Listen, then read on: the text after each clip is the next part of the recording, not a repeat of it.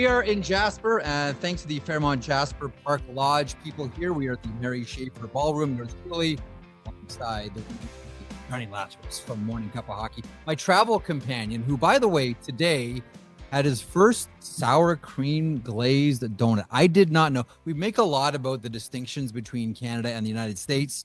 A lot of it revolves around things like ketchup chips, but I didn't know that sour cream donuts were not a thing in the United States. It was also explained pretty poorly by Jay. I thought I was biting into what looked like a Boston cream donut with sour cream filling. And I was like, why would anyone want to eat that? So obviously, instinctively, I was like, that sounds disgusting. I don't want to do that. And you forgot to mention that not only did we stop at one Tim Hortons, we then stopped at another Tim Hortons. Right across the street. Just so I think it was selfishly for Jay to have a sour cream donut more than for me to try one. He was really craving it. Jay, by the way, is Jay Downton, our boss here at the Nation Network. We should point out. And I think there was probably an ulterior motive.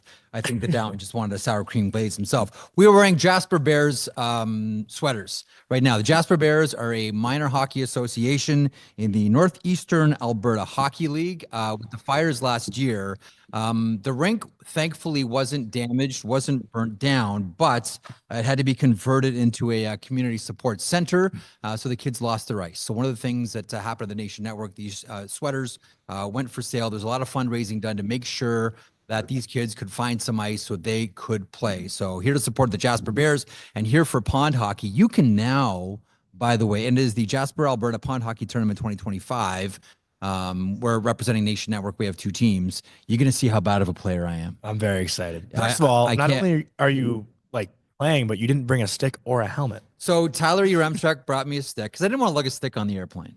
You brought two. I brought two. You're such a hockey player. I am. In case you break one, in case there's an issue, in case you don't like it. This one's too whippy for pond hockey. Just in case. You know what? Am I going to go with the 85 flex or do I want a crowbar 105? Like, what are you bringing two hockey sticks to a pond hockey tournament for? I actually did pick one stick over another one in my apartment because I thought it was too whippy for pond hockey. Are you serious? I swear to God. What do you do? Like taking back scratch and slap shots today? You never know. I mean, you want to handle a pass. You want to make a pass. You know, all these sticks have different whips to them, different curves. And I don't play a lot of pond hockey, so I don't know what I'm used to.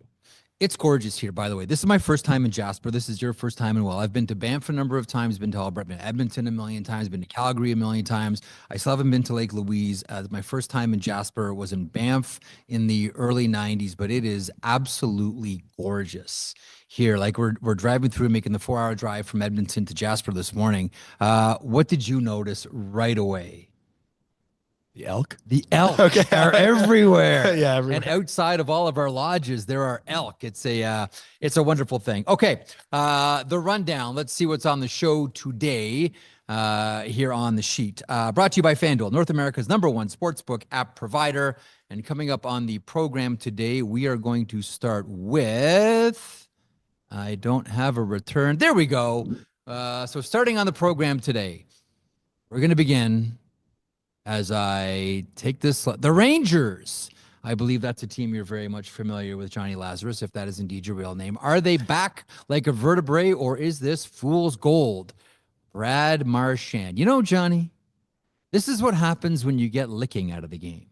This is what happens if you want to take licking out of the game. What is a man to do other than take his hand out of his glove and choke another man, as we saw yesterday in the Boston-Ottawa Senators game? We'll get to that one in a couple of seconds. Brian Burke stops by. It's Fridays. That means that Burkey's along with us to talk about the news of the week and also answer some of your questions, whether it's from the chat, whether you want to DM us, whether you want to tweet in. All questions are up for grabs for our man Burkey.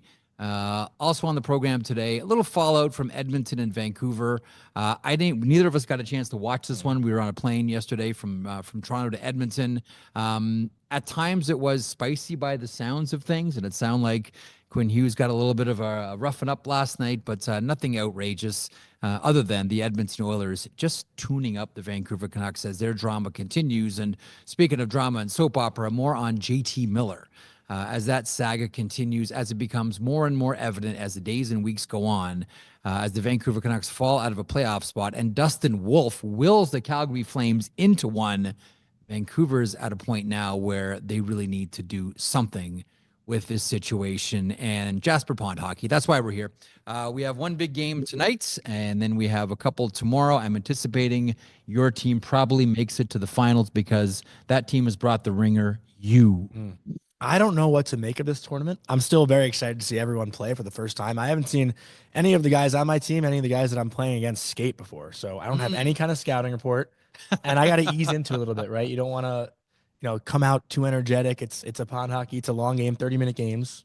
Hang on a second. You're talking about doing like a pregame, like for pond I hockey am, yeah. folks. He's talking about doing like a pregame nap. Like, do you have your activation ritual all set up? I will be you stretching. got here like, where are we playing sewer? Like, what's up with you? It's only pond hockey, man. Yeah, but you don't get to have these events or I guess games so often, right? Like this is something that you get excited for, you get tuned up for, and people out there on the pond are going to be taking it pretty seriously. It's not something you just leisurely walk into. We shall see. If so, my shifts will be shorts. Really quickly before we get to Brian Burke, listen, you go to all the Rangers practices, the Rangers games. You're there to document all of it. Is this team back, Jonny Lazarus? I was hesitant to say so after the Ottawa game, and I only saw about half of the game last night against Philly. But from everything I've gathered, they're back. They're fully back. And I think a lot of that stems from Igor Shesterkin and the success that he's had over his past few starts since his returning from injury.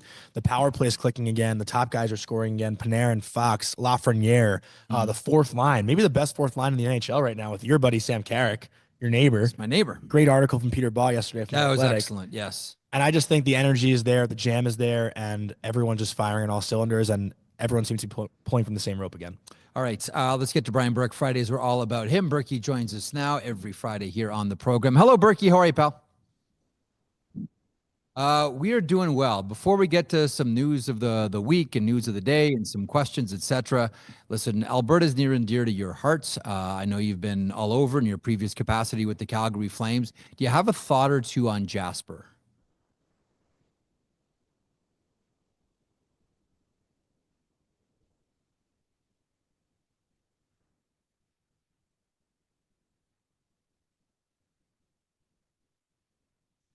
Just a little bit, if you could, or we could just turn the volume up. It's okay. I know you're in Toronto and we're in Jasper. It doesn't matter how loud you talk.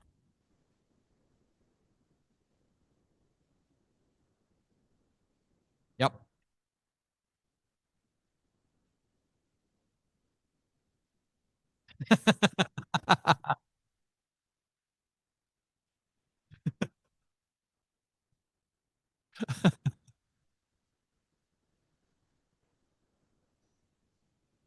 Yeah.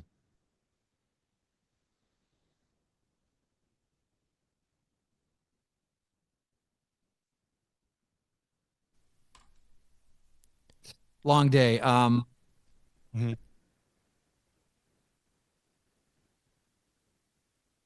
Absolutely. And it's, I mean, the good news is these are resilient people and they're rebuilding. And I think this, things like, this pond hockey tournament and various fundraisers and getting the Jasper Bears Minor Hockey Association back on its feet, I think goes a long way for the morale here. And listen, I don't need to tell you this, Berkey. I mean, Jeff, you've been in Alberta for so long.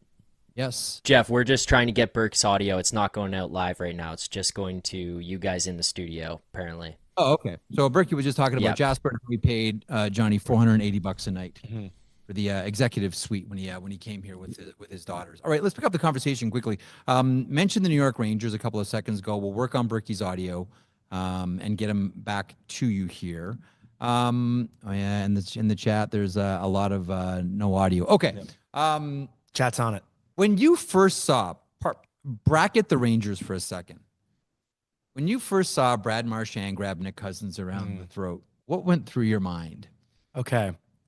Let me say something that might be a little bit unpopular. Okay. I love Nick Cousins. And I told you this last night. You did. He's You told me one this of my last night. favorite guys in the NHL. And listen, I've only been in the media now for like a little over a year.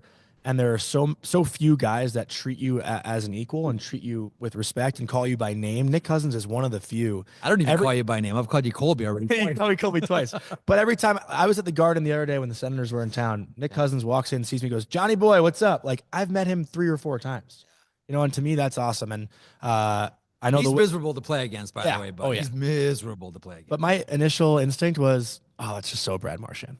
I didn't think anything of it. Like, oh, this is a suspendable offense, throw him out of the game. Yeah. I didn't, obviously didn't look as closely as how hard he may have choked him. I don't know if that's for a second. Yeah, like I don't know if that's something that like is reviewable of like, oh, well, it was 1 second, it was 3 seconds, it was 5 seconds. Yeah. We got to do something about this. But listen, we had Pat Maroon on the show the other day. He said, spoke very highly of Brad Marchand, Corey Perry, and you love seeing those guys do things differently and be a rat in unique ways. And those are two guys that understand what each other are trying to do, and I'm all for it. Do you have a thought on licking and choking? Well, licking I don't like. Oh, here we go. We got Berkey back. Hey, Licking Brian. I don't like. I said that on Sportsnet when I was doing TV. I said it was a shame a player as good as Brad Marchand can be that dumb sometimes. But if you're picking one of those guys to like, I like Brad Marchand. I'm sure Cousins is a great kid, but he's a rat too. Oh, I wasn't saying I don't like Brad Marchand. I love Brad Marchand also. I just haven't had the one-on-one encounters with him. That was, I'm sure he's a good guy. And that was not a choke. I'll show you a choke someday. What did you, I'm curious because I checked in with someone yesterday. I'm like, is anyone having a look at this? And the answer was like, meh, no, not at all. Like the howls. I mean, I know that social media is an outrage machine by its very nature.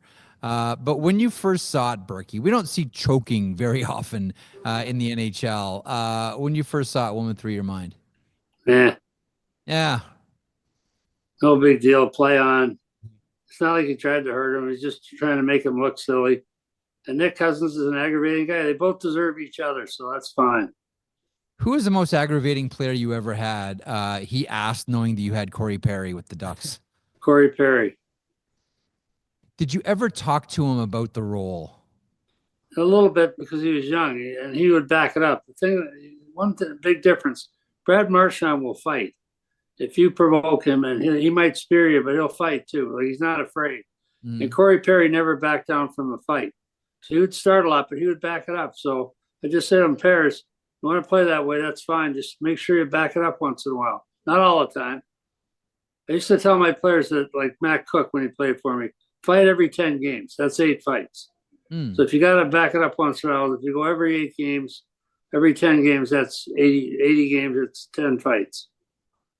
Berkey, was there ever a moment with those guys where you just couldn't help but chuckle at something they would have done on the ice? Like if I'm coaching the Bruins last night and I see that happen, I'm kind of laughing to myself a little bit. Yeah, Brad Marchand's a great player in our league. Well, not great. He's a very good player. He's a complete player. He kills penalties. He can fight. He plays hard. He's a leader. I love the guy. So, he's going to do cross the line once in a while. That wasn't crossing the line for me. He was aggravated. Grabbed the guy by the neck for a second and a half and let him go. The linesman was yelling at him to let him go. That's what he did. What's the big deal? Let's move on. I think I texted you, Jeff. It was a love choke. It was a love. It was a gentle choke. It was a tickle, ladies and gentlemen. Yeah. Nothing to see here. Move along. Well, we started the conversation off today before you joined us about the New York Rangers. And listen, there have been a lot of soap opera teams this year. Berkey, the Vancouver Canucks, headline that bill. It seems as if more so now in the NHL, we're getting more soap opera teams, and the Rangers have had their fair share of drama. Are you prepared to say, based on the most recent stretch of games, that the Rangers are back and this is the Rangers we expected at the beginning of the season? Well, 2 weeks ago, I went on the radio and said that the Rangers and Ottawa would both make the playoffs. This is the time when Ottawa was 6 points out and the Rangers were probably 12 points out. So I believe in that team. I believe in Chris Drury. I believe in Peter Laviolette. I believe in their leadership. I think it's a really good hockey team. So I think they're back. But what's amazing to me is that they could stumble so badly and have to make personnel changes as large as they did to sort it out. Is there something that you would have done? I mean, so much of our conversation revolves around what would Berkey have done here? Like, let's say you were Chris Drury this year, even going all the way back to the Gaudreau saga and the Trouba saga. How would you have handled the Rangers this year? Well, I'm not sure. I said this at the time. Like, it's really easy, I think, in hindsight, when people talk about what they would have done, and people say, they get on TV or radio and they say, I would have done this 2 weeks after it happened. I like real-time decisions. I would have called them all in and talked to them once. I remember the start of the season in Vancouver one year. We made the playoffs. We started like 3-8. I called in the team and said, look, this is not acceptable, but I believe in this group. I'm not going to change anything. There are two guys here with ice time questions, Drake Barahowski and another player that were worried about ice time. We promised to move them. So I said, other than you two guys, I'm not moving anyone in this room until you sort it out.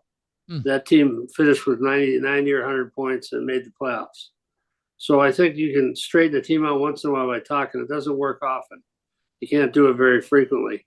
But I think you could have talked to these guys and sat them down and said, let's get going. Like Chris Kreider, he had a dreadful stretch there, sat out a game. I mean, that's a guy's an all-star sitting out for a game. It's pretty drastic. Trading your captain, I mean, saying the other guy might go too, it's pretty drastic, but it worked, whatever it was. And I think what you said earlier is that the goalie got going, and that's the number one. They're all taking life off of him now. And Burke, just to follow up with that too, I think a lot of the conversation when things were going really bad for the Rangers was, how can Peter Laviolette survive this? You know, it was day after day after day. How can Laviolette get out of this again? And is there something to be said about Chris Drury and upper management actually trying to move out players as opposed to taking the easy way out and firing a coach? Because lately in the NHL, that's been the low-hanging fruit, right? It's just getting rid of a coach and expecting some sort of turnaround. But it seemed like they really tried to find the solution outside of the room by bringing different players in. Well, you're going to hear this speech again and again and again. I don't think there's enough patience in our league with coaches or GMs. I think the really easy thing to do is say, okay, we're not coming out of this. Let's get rid of Lavy, who's a good Hall of Fame caliber coach. And I don't say that often because obviously I'm on the selection committee. But he's a Hall of Fame caliber coach. He's top 5 in everything. I've worked with him. He knows what he's doing. He's a good man. So I think it's great that Chris Drury showed patience there, because you're right. A lot of people were screaming, get rid of this guy, get rid of that guy. And the guy, get rid of the coach, you're really giving an excuse to the players that let him down. So when you make a coaching change, it's really a systemic failure. It means you failed in all areas. Your personnel let you down, your assistant coaches let you down. It should be a last resort, and unfortunately, it's not a last resort anymore. And on top of that, too, I am a Rangers fan, and I do go to every single Rangers home game, like Jeff said. But when you were watching this team play, it felt like it wasn't a coaching issue. It did feel like it was a player's execution issue and a lack of effort at times. But I guess taking the Rangers out of this, at what point when the players aren't executing or when it looks like they're not even trying, does it become a coaching issue? Because it seemed like, you know, even though it wasn't Laviolette's fault at times, at some point you almost have to blame a coach if the players aren't playing up to par. Yeah, there's usually telltale signs, though, you need to make a coaching change. Usually the snipers start. Guys the agents call the GM and say, Brian Burke's a dog, you should get rid of him. And they call him, and they ignore the first few calls and tell the guy to screw off and ignore him. But then you get the 7th or 8th call, and you're like, okay, these are from agents I really respect, guys that are talking to me now that I've known for 20 years telling me I better look at a coaching change. Then you got to think about it. Then you think, okay, I'll talk to the team. We'll demote someone. We'll bench someone. We'll sit out a star. And then we have to do that. We lose our bag of tricks. Now we got to trade someone. So they trade Jake Trouba. And now all of a sudden it gets going again. But the number one thing is the goaltending picked up. Mm-hmm. Goaltending hides a lot of bad flaws. Oh, yeah. It masks a lot of mistakes. Okay, let me ask. I've asked you this one before, but for this audience, should managers vote on the Vezina? Well, I think they should vote on lots of awards, but I don't care if they vote on that one.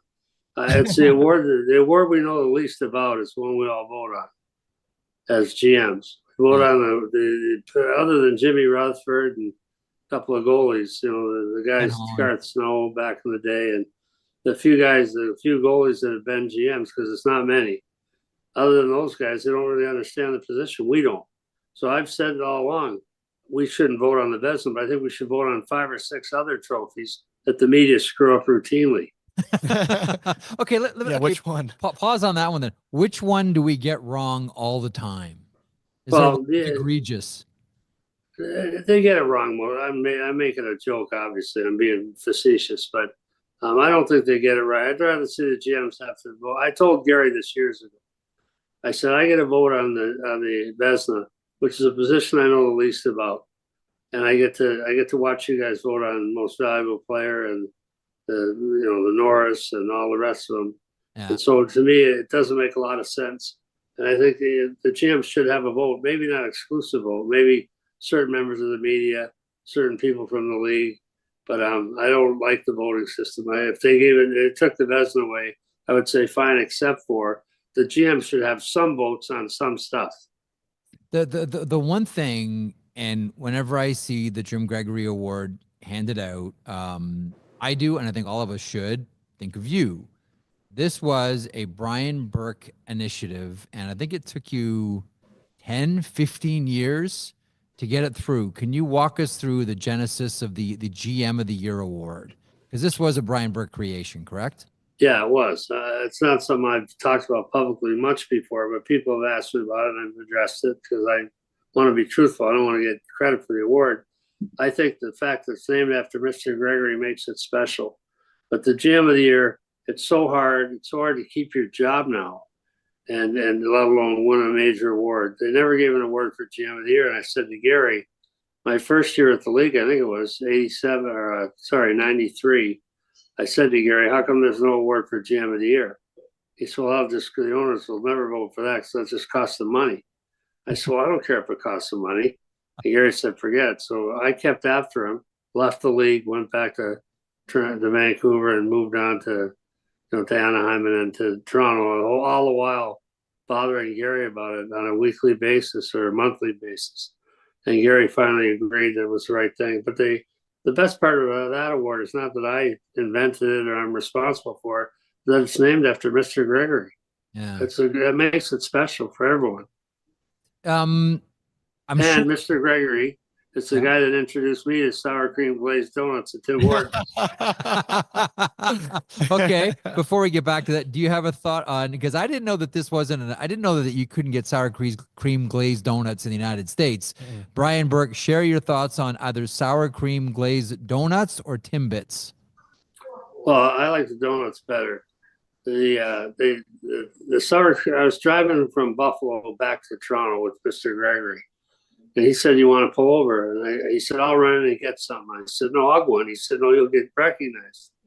People are going to recognize you." I'd only been with the league for about 6 months, so I said to Mr. Gregory, "No one in here is going to know who I am." I walk into Tim Hortons, right on the QEW. There's about 20 people in there. They're all, "Hey, Mr. Burke, how are you?" They're taking pictures. And this might have been before cell phones. It might have been autographs, but I got gooned something awful. So I said to Mr. Gregory, what do you have? And he said, the only thing a Canadian ever orders at Tim Hortons for donuts, sour cream glazed. I was like, sour cream? Ugh, sounds disgusting. That was my reaction. Yeah, I thought like you did. It's sour cream in the filling. Yeah. Anyway, I ordered one, and I took a bite of it with some trepidation. It's the best thing I ever had. I've never eaten anything else but at Tim Hortons. But thanks to Mr. Gregory.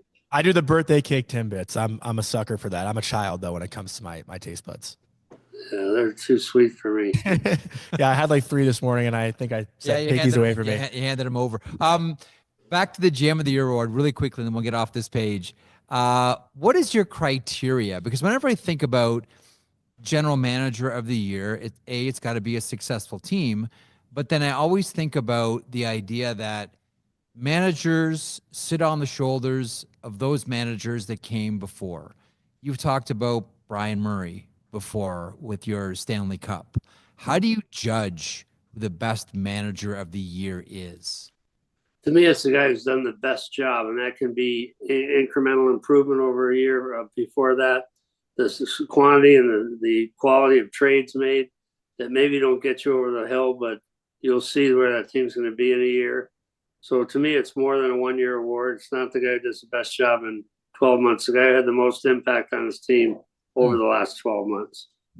Berkey, I do want to put you on the hot seat here for a quick second. So I want you to turn your brain on a little bit to a more goofy side if you can. But donuts?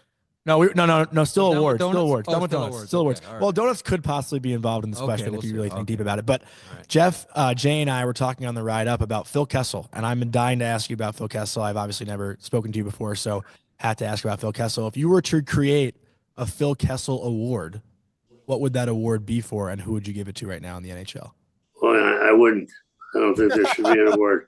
I love Phil, but he doesn't deserve a trophy. But you know what? Here, hang on. Can I jump in on this Yeah. one? Because, and this is always where I've felt the value of Phil Kessel is.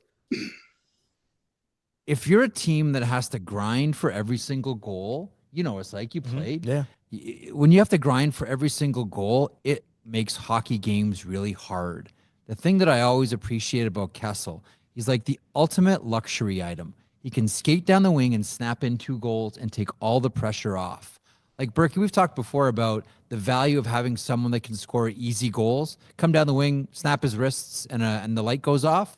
The value of the easy goal, is that not the main benefit of having someone like Phil Kessel? And not just that, it's for sure, Jeff, but it also makes teams play on their heels. If you got to worry about Phil getting the puck and dashing down the ice, guess what? One stays a foot farther back. They give up the blue line quicker. It has a corrosive effect on your opponent's team defense. And Phil Kessel's a great kid. Everyone doesn't like him, but I'll tell you what bothers people the most is that Phil Kessel never cared what people thought about Phil Kessel. That drove Canadian media nuts. They're like, this guy should care that I don't think he tries hard enough. And Phil's like, I don't care. People say he should do this harder. He should back check. He should. And Phil would say, I don't care. And that infuriates people who bought tickets. Yeah. So that really compounded the problem for Phil in terms of perception. But why did he go back to Pittsburgh? Why did he go to Vegas? Why did he get picked up? Because he's a good player and he's a quality person. I would have Phil back again tomorrow. And that's kind of what I was thinking. Someone who's just like unapologetically themselves in the NHL. Like I love that idea almost as an award, even if it's like for the media, like someone who just behaves as themselves all the time with the media. I asked him once, he was getting a beating. I took him aside and I sat down in the stall with him in the dressing room. I said, Phil, you want me to brush the flies off? I can do a little rant on the media to get them to get off your back for a couple of days. He said, Berkey, I don't care what anyone in the media says. He pointed around the room like this, like around the room. He said, I really care about these guys, the guys in the room. That's all he ever cared about. That's why teammates loved him. That's why Phil didn't give a rat's butt about anything except the guys in the room. Now, I'll tell you another story. Phil will be mad I told you this, but Phil was a cancer survivor. Yeah. Anytime we had a kid come in the dressing room that was battling cancer, Phil would take that kid under his wing. He'd spend an hour with the kid on a game day. Unbelievable empathy for people with that disease. Yeah, wow. I always say that it's a better game when Phil Kessel's in it. I don't think that people are on him, Berkey. I think that he evolved into being one of the most beloved players in the NHL. I think people are dying for Phil to play or someone like Phil Kessel to be in the game. I think that my generation idolized him. Absolutely. Yeah. Oh, you know what? Yeah. Actually, last week we talked about your disdain for high numbers. Let me see if I can poke the bear with one other thing here. What did you make of Phil Kessel's candy cane stick? I didn't like it. I did it as a kid. You did it as a kid? Yeah. Because of Phil Kessel? 2 reasons, actually. I did it as a kid because of Phil Kessel, and this is actually kind of funny. I was in 7th grade playing AA nationals. We were watching the AAA kids my age doing the skills competition. Nick Schmaltz also had a candy cane stick playing for the Chicago Mission. And my team, the Long Island Edge, a bunch of AA hockey players like, oh my God, this kid's nasty. Like that candy cane looks sick. Like we're all going to do it. So we all just kind of copied Nick Schmaltz and Phil Kessel. It was a mix of the two. Berkey, any other thoughts on the candy cane? No. All right. Delzato did one too, I think. Michael did. Yeah. Absolutely. Stouffville's own. Okay. A text we get from Colton was rewatching an interview with Berkey from Chicklets he did a few years ago, talking about how he would have taken Morgan Riley #1 that year if the Leafs had the first pick. Berkey, this was, of course, the 2012 draft. I mean, Riley was a beast for Moose Jaw when healthy, such a high hockey IQ, and when he played in the Western League, he reminded me of Chris Letang. That's interesting. But I got to wonder, is that Berkey's favorite draft selection other than the Sedins? I don't know if people know this, but you drafted Henrik and Daniel. I think we should get that out there. It's actually Brian Burke.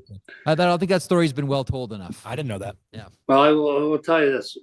What cracks me up about it is you would never go out and say to the media that we had Morgan Riley rated #1 unless you did.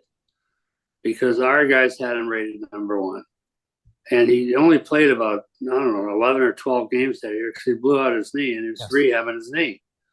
So this is a guy who went and got on the bus when the team went on road trips with crutches on, even though he wasn't going on the road trip. He got up at 4 in the morning or late at night and see the team off. Just a quality person. But I watched every shift that Morgan Riley played that game twice. We had our video guy cut every shift he played. I watched from start to finish twice. I was convinced he was the best player. Now, you look at that draft, there are a couple good players in there, but Morgan was the best. But someone said to me after that, you just said that, right? And I'm like, did I say that about Nazem Kadri at 7? No, he wasn't number 1, but Morgan was. And I could show him the list. But I said, why would you say something like that if it wasn't true? Because you're trying to hype the kid? We tried to downplay all of our draft picks. That was the by the way, that was the Nail Yakupov. It was real easy to say no to him. Well, was it you guys that had him back for a second interview because you couldn't believe how the first interview went? Was that the Leafs? Was that you guys? I don't think we had him back for a second interview because I'd had enough watching the first one. John Lilly, our amateur scout, almost got in a fist fight with Nail Yakupov because he wouldn't answer the questions. We almost got a fist fight at the draft combine, and I finally said, get him out of here. So we had him on our do not draft list. Every team, well, I don't know if every team, most teams I know of have a do not draft list. Yep. So you put guys aside that have physical problems or attitude problems or you just don't like, put them on do not draft because the other teams make mistakes. They say, we don't really like Brian Burke. We don't like him that much. So we're going to put him in the second round, even though his talent says he should go in the first round. We'll drop him around. But my view is, well, if you take him in the second round, he's still a jerk, isn't he? Doesn't change anything. So we just put him off the list and pray that someone in our division drafted him. Yeah. Honestly, reminds me of Paul Maurice last year. Anytime that he was asked about the upcoming UFAs, he just call them all assholes, so no one would want to sign him. Like he'd downplay his own guys. It's actually really funny. Like anytime anyone asked, that guy, he's an asshole. Yeah. You would have wanted him on your team. Yeah, don't touch. Well, hang on. You did. Correct me if I'm wrong, Berkey. One of your great stunts was to leave phony draft lists around the hotel lobby. True or false? I only did that once. That's good, though. That's good. Give us that one. Well, Dean Lombardi had the second pick in the draft. That was the Alexander Dig went number 1. Yeah. And we wanted to draft Chris Pronger. We knew we'd never get him at 6 where we were drafting. So we paid a real steep. Dean Lombardi's a smart man.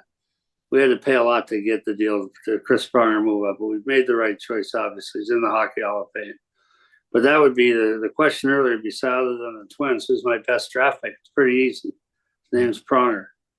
And it's we traded up, but the night before the draft, the LA scouts were in the same hotel as us. So I dropped the phony draft list.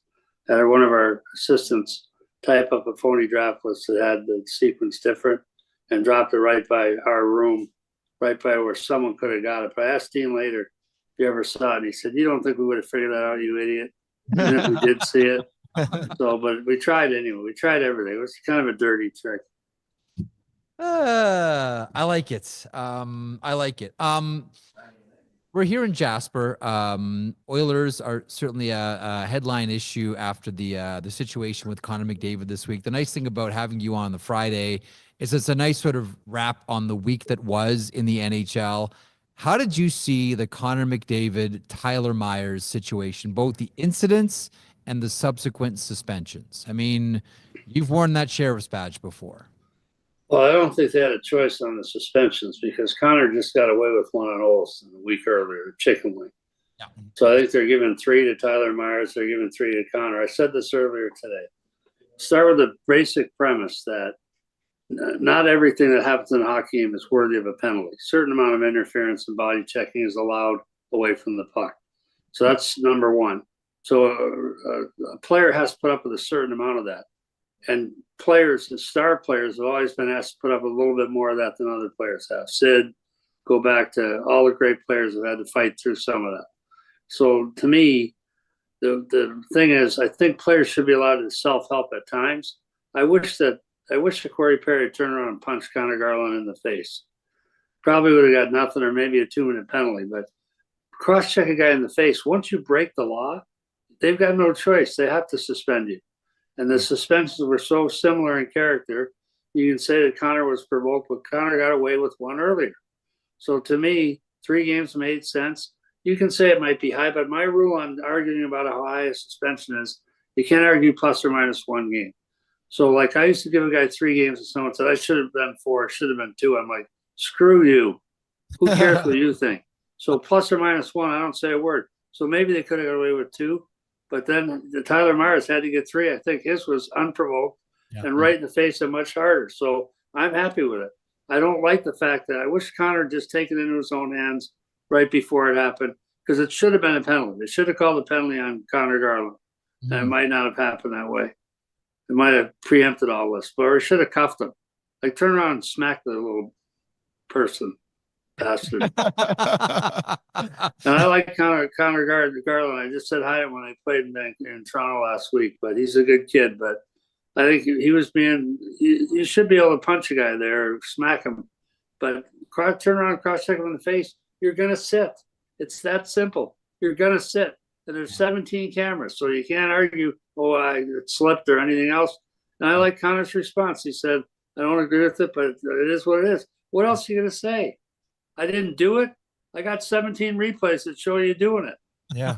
And Connor Garland probably wouldn't have done anything differently going back. He was doing his job. Yeah. That's exactly what he's supposed to do. I agree. Let's not sanitize this game too much, folks. We need guys who are rat like Cousins. He's a bit of a rat. There's a role for him in our game too. I thought Zach made the best point of the week. Zach said earlier, I think it might have been on Monday's show, that if you want to make it like the NBA and NFL and you watch LeBron James and Patrick Mahomes and you talk about protecting stars, every time, I think the line was, every time LeBron's elbow gets breathed on, there's a foul. I know, yeah. Like, that was a great point. You don't want that. You don't want the NHL to turn into every time McDavid gets touched, it's a penalty. You don't want that. So that was a great point. I like the fact that Connor has been such a great player in our game. He never complains about the officiating. Never says a word. But I wish he'd turn around and smack Connor Garland. Maybe he would have got a 4-minute penalty, but it would have stopped and he wouldn't have got suspended. But once you cross the line, once you break the law, guess what? It's over. It's not like it's the same thing in the justice system in the U.S. or Canada. You don't get a free bank robbery. You commit a bank robbery, you're going to prison. You don't say, Connor, you cross-checked him in the face, but you're a really good player and a good kid, so we're going to let you go. It's not how it works. You don't get a free bank robbery. So here becomes the question then. And earlier on this week, I showed the, and you remember this, Burke, Philadelphia, New York Rangers, Dave Brown, Thomas Sandstrom. So that was 1987. I mean, you've been there to watch the evolution of suspensions from that cross-check in the face to Connor McDavid on Connor Garland. Do you have a thought, because you've been there bird's eye for all of it, how we got from a cross-check in the face being 15 games to a cross-check in the face being 2/3? Is that because the managers want them lower? That's what I've always been led to believe. Well, I don't think the managers want them lower. The key here is Dave Brown was a client of mine. He's a friend of mine. That was a vicious cross-check. That wasn't Connor McDavid. It was much more violent and much more vicious to me. It wasn't a small. Connor Garland didn't even get cut. There wasn't even a facial cut on that one. What's that? So composed. He didn't even react. I know. I mean, when you cross-check someone in the face, it's happened to me. You usually get cut. Yeah. Almost automatic, or you get a couple of teeth knocked out. So it wasn't that violent. Dave Brown's was violent. So I'm not going to argue 17 or 15 versus 7, whatever, for 7 versus 3. But when I took over and did discipline for the league, stick fouls were our biggest problem. And then we went after that hard. In my 5 years suspending guys, probably 3/4 of them were for stick fouls. Slashes, two-handed baseball grip slashes, cross-checks to the head. We basically took that out of the game. And now it's become more headshots. So it's rare to see cross-checking or stick fouls that lead to suspensions, but they got that one right. You can't say, I mean, I'm being repetitive, but you can't say, hey, he's a great player. Like I saw Ekholm said, Draisaitl said, I guess I don't care if the best players play. Yes, we all want the best players to play. We don't want them to have free license, unlimited freedom to cross-check people in the face. You don't get a free bank robbery. Doesn't matter if you never robbed a bank before. Doesn't matter if you're citizen of the year. You don't get a free one. I agree. I think we have a new great line from Brian Burke. You don't get a free bank robbery. Yeah, I agree. It's a great way to put it. I like that one, Berkey. I want to ask you about, listen, we're here in Jasper, again, in Alberta. I want to ask you about the Calgary Flames and specifically about Dustin Wolf. Calgary wins again last night. Like, I'm sure at the beginning of the season, Craig Conroy, GM of the Calgary Flames, looked at this year and said, you know what? I'm expecting to get a phone call from, Darren Ferris at Cortex about Nazem Kadri at some point this year. Maybe we're going to hear something about Rasmus Anderson as we continue to rebuild. And I know it's not just because of the goaltender, but Dustin Wolf is doing something real special right now. And I know everyone's crazy about Macklin Celebrini. They should be. I know everyone's crazy about Lane Hudson. They should be. But as we talk about awards, where do you put Michkov? I'm sorry, no Michkov. What do you do with Dustin Wolf, who is not single-handedly, but he's a huge part of the Calgary Flames being in a playoff position? Well, first off, that's a great thing about our game. We have stars come in every year. Not one or two, but 3 or 4 or 5 or 6. God bless the CHL. God bless the NCAA. God bless the Europeans. They keep turning out players that make our jaws drop. And Wolf is one of those kids who I remember watching film on it in his draft year. And everyone said he's too small. Yeah. I think he's 6'1", right? Yeah, small. By NHL I just played at the Calgary Flames poker tournament on Tuesday, by the way. Just back in Calgary for that. It was outstanding. They raised $600,000 for with one charity event. That's and awesome. Dustin Wolf was there. I didn't meet him, but he was there playing cards. The whole team was there playing cards.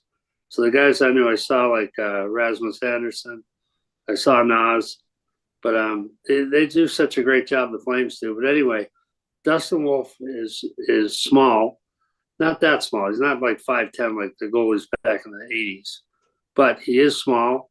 But he's athletic and competitive as hell. And his glove hand is remarkable. So yeah, it's not single-handedly. I think it is single-handedly. I think it's the reason we're talking about the Rangers turning things around. Guess what? Shesterkin's hot. The reason the Calgary Flames are in a playoff spot today is because of Dustin Wolf, in my mind. Nothing else.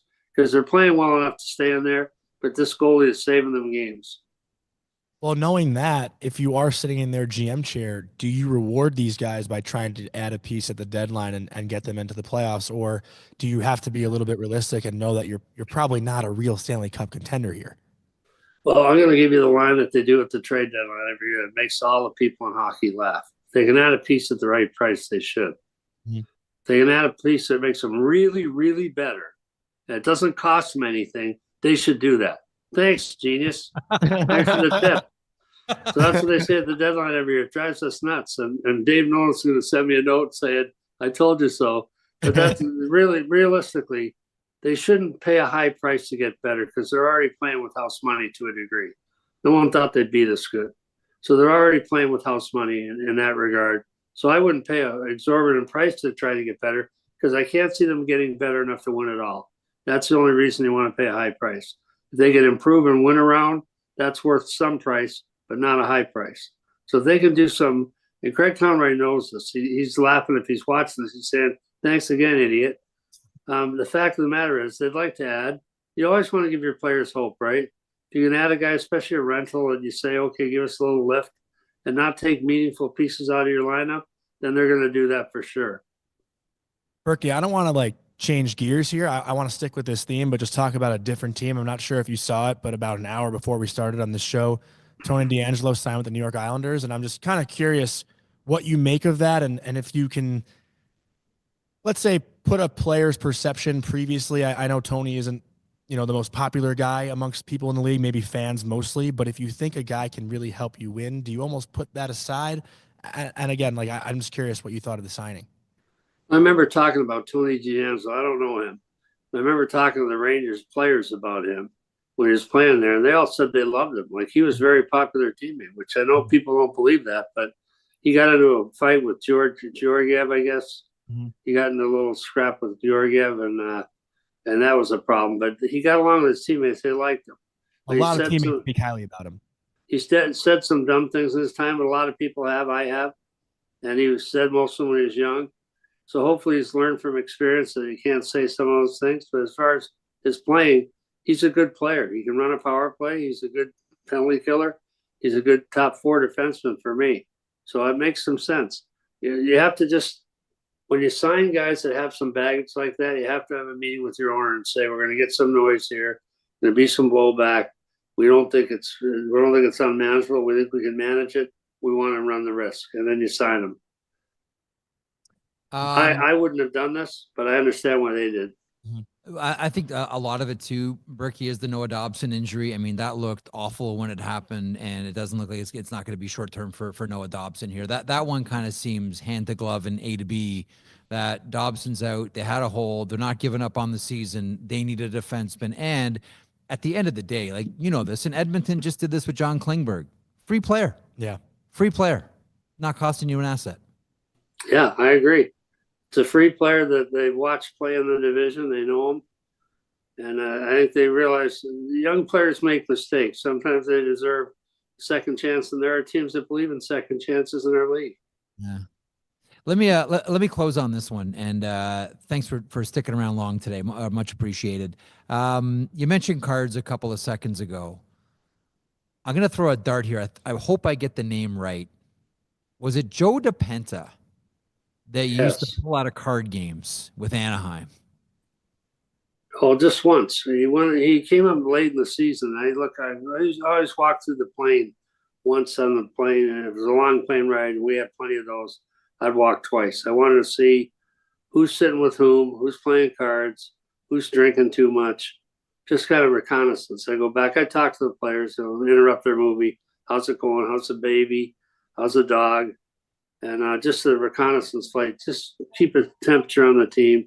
Talk to your captain, because Scotty Niedermayer never played cards, or talk to Chris Pronger. And Joe DePenta was on. He just joined the team. He played at BU. And we had him in Portland. So he came up, and I look, and he's playing in the card game. I tried to take the late great Ruslan Saleh out of the card game too. But I took Joe out for a different reason. I took him aside and I said, Joe, you're playing in a game where people are losing $4,000 and $5,000. You're not even going to make that much this month. So I'm taking you out of the game. And Joe DePenta said, in all seriousness, it's like, Berkey, you can't do this. I am making more money as a card player than I am as a hockey player right now. I'm cleaning up on these guys. Please leave me in.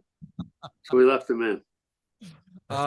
Did he ever give you? Because I know that the DePenta family made an incredible pasta sauce. Did you ever get any of the Joe DePenta the DePenta family pasta sauce? No, he must not have liked me that much. Well, he kept pulling him out of card games where he was doubling his salary, if not tripling it. Berkey, thanks as always for stopping by. Johnny, you got a last one for Berkey? I have one more. All right. Yeah, I have one more that I'm really interested to ask, because I don't think I've ever asked this question in my life. Oh.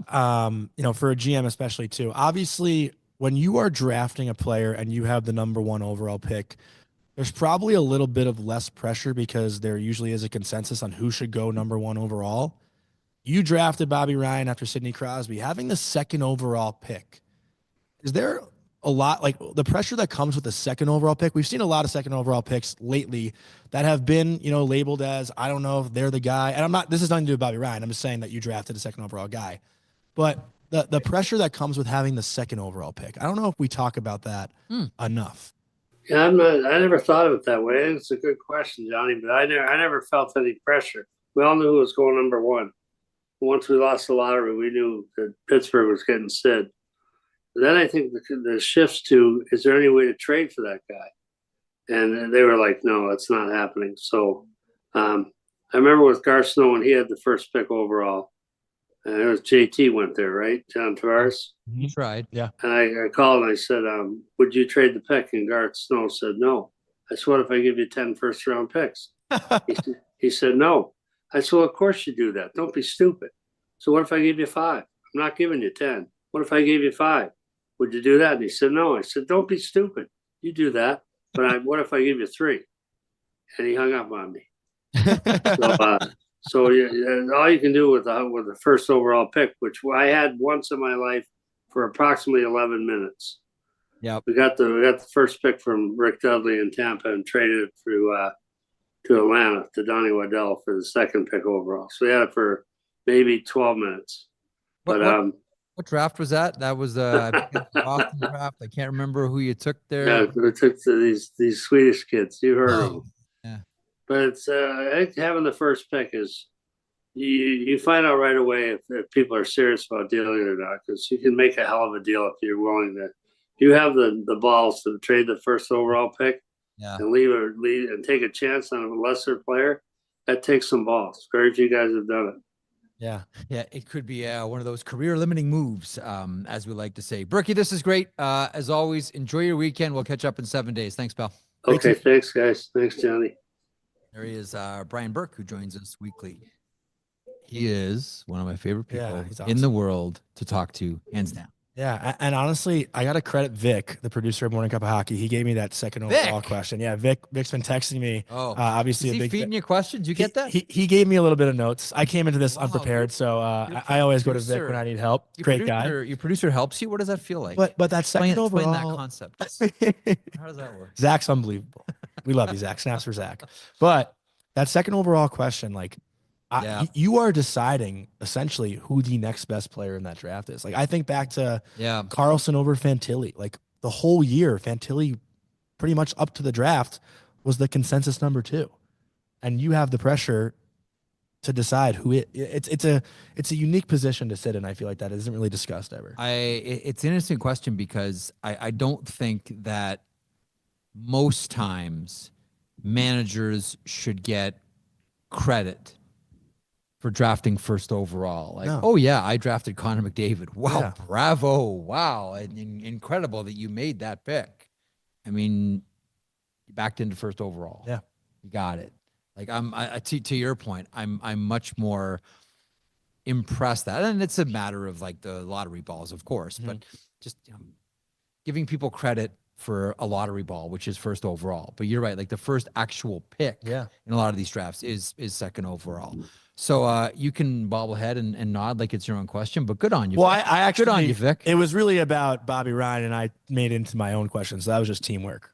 All right. He said I owe him lunch though, but that's not happening. All right. There is one thing, by the way, that I do want to get to, and we'll use it in our last segment here. I hope you enjoyed that chat with Brian Burke. Here we are in Jasper. I want to get into the games around the NHL this evening. There are 4 of them. Proud to promote FanDuel. Proud to connect fans to the major sports moments that matter to them. FanDuel are good friends of the program here. We thank them for all of their support. And 4 games on the go. So Flyers and Islanders. Man, Flyers took one last night, eh? Who beat them again? Oh, baby. We're back. No Ice Tilt was Flyers, though. Explain Ice Tilt quickly. So it's just basically the momentum of the game as it shifts. And the Flyers, Brant actually sent it to me and Vic earlier this morning, Brant Berglund from the NHL.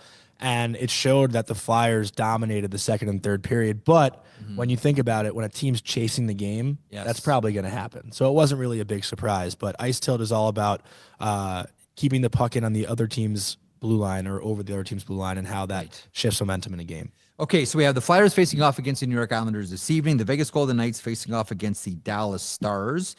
Listen, Vegas and Edmonton here do you just get that feeling that the Vegas and Edmonton are just going to flip-flop 1-2 for the rest of the way? Probably, yeah. And I think Edmonton wins it, though. For the good of hockey, please, we don't want to see it again. Just have Edmonton win so we don't get Edmonton, Los Angeles in the first round. Are you done with that matchup? I'm done with that matchup. Well, I think the public opinion seems to think that LA has their best shot this year. And how would that go over if LA wins that first round series? Listen, those series have always lived up to the hype. They're always 6 or 7 games. Always fun. So I'm all for it. I'm about it. And you have Drew Doughty re-entering the chat as well. Tampa Bay Lightning facing off against Chicago Blackhawks. I am firmly convinced that once again, like I've always said, it's the fool that bets against the Tampa Bay Lightning. Nobody wants that team in the playoffs. No. Find me the team that's like, oh yeah, bring it on. Maybe Florida, actually. Florida might be the only one that I get because I don't think that Tampa lives in their heads anymore. Not at all. Do you get that same feeling that once upon a time Tampa did, and that's gone now? I think Tampa lived in everyone's heads. I don't think you're wrong. Now, here's the one that I want to get to as we close out the show today. Part of our conversation last night that bled into this morning, that bled into our drive with Jay Downton from Edmonton to Jasper. Utah faces off against Winnipeg. Now, if you're naming Utah, what are you calling them? Vic is going to laugh at me. I tweeted it, I think, a couple hours ago, but Yep. it started as a joke, but now it's become a real thing. You've talked yourself into this. I've talked myself into it. I like incorporating the into the name, and I love the name the Utah Beast. I think it's unreal. And I know you've come around to it. Well, no, you know why? Because I love the definite article. So yes. So definite article, put it in sports. I'm down with you. The Ohio State, the Ohio State University, like it has some sort of swagger to it. It does. So it is the Utah Beast. The Utah Beast.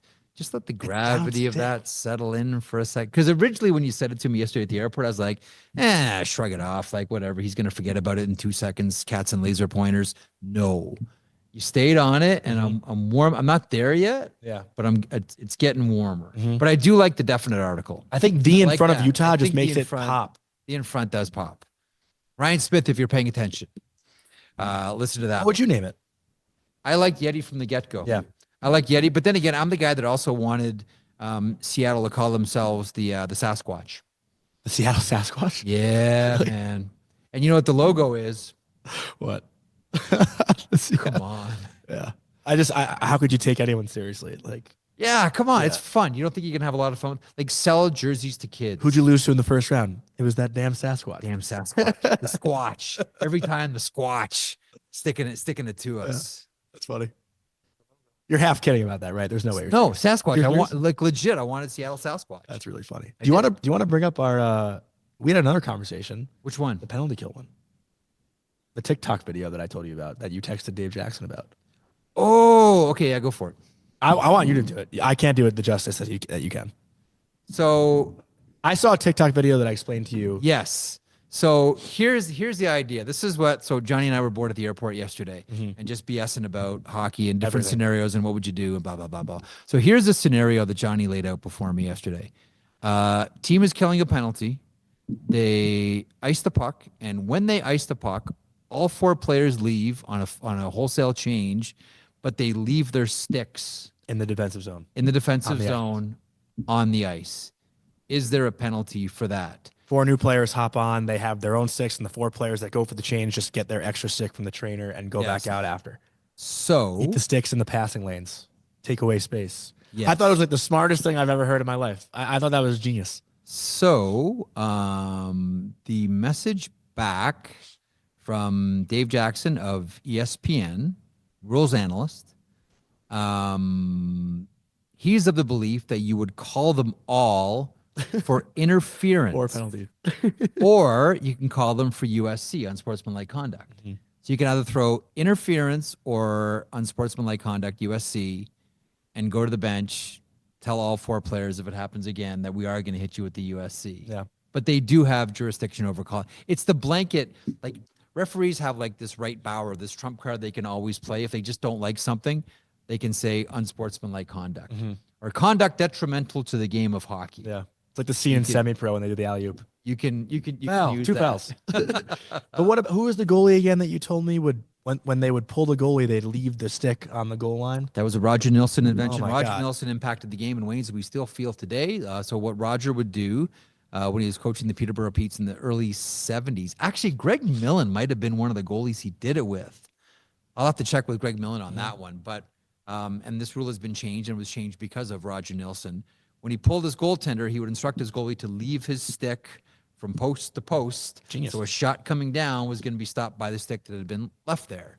That is now a penalty because of Roger Nilsson. And then I mentioned Ron Stackhouse, the old Pittsburgh Penguins defenseman, when he played for Roger Nilsson with the Peterborough Petes on penalty shots. He would pull the goaltender out, maybe even Greg Millen, pull out Greg Millen and throw in Ron Stackhouse, the defenseman. So as the penalty shot starts, the defenseman skates out to challenge the forward. Yeah, I thought that. And I love those kind of can't ideas. do it anymore. Yeah. But that's the thinker that Roger Nilsson was.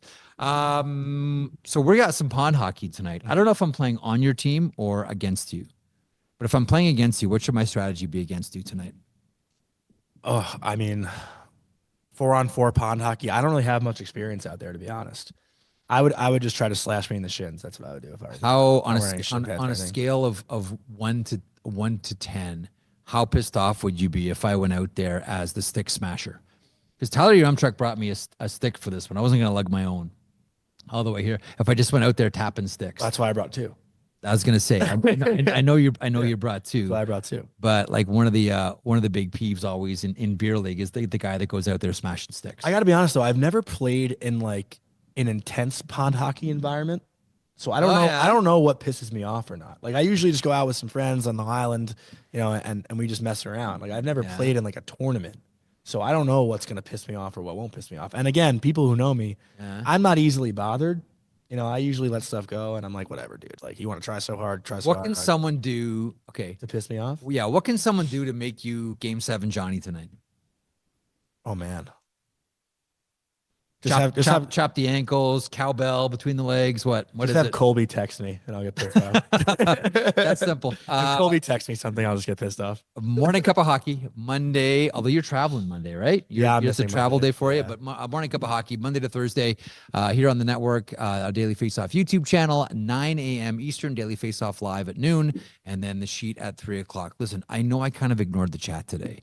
I apologize. Kind of different being on location. But I would always be staring at it here, and it's funny as usual. So thanks to everyone who took part in there, and I see Vic is in the chat. Call him Colby. Yeah, you know what? That would piss you off. You know what Vic says? Call you Colby a few times. Yeah, you've done it twice. Why not? I don't know why my default is just look at you and call you Colby. He's the one who's insulted, not me. Oh, very well. He's like 6'4". I'm like 5'11". Thanks to everyone here at the Fairmont Jasper Park Lodge. Beautiful place. Very much looking forward to pond hockey later on this evening and all throughout the weekend as well. Enjoy your weekend. Enjoy the games. We'll talk to you again Monday, 3:00 Eastern. Again, morning cup of hockey Monday morning, 9 Eastern. Daily Face-Off live at noon. And then this little act that me and Zach have going. Thanks in the chat. Thanks to everyone listening on podcast, watching here on YouTube. Have a great weekend. We'll talk to you in a couple days.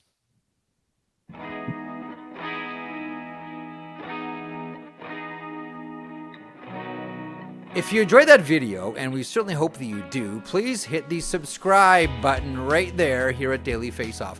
I will put this lineup up against any hockey lineup anywhere. It all gets underway at 9:00 Eastern with Morning Cup of Hockey. That is Jonny Lazarus. That is Colby Cohen. Then at noon, it's DFO Live. And then 3:00 Eastern, The Sheet. Get caught up on everything in hockey.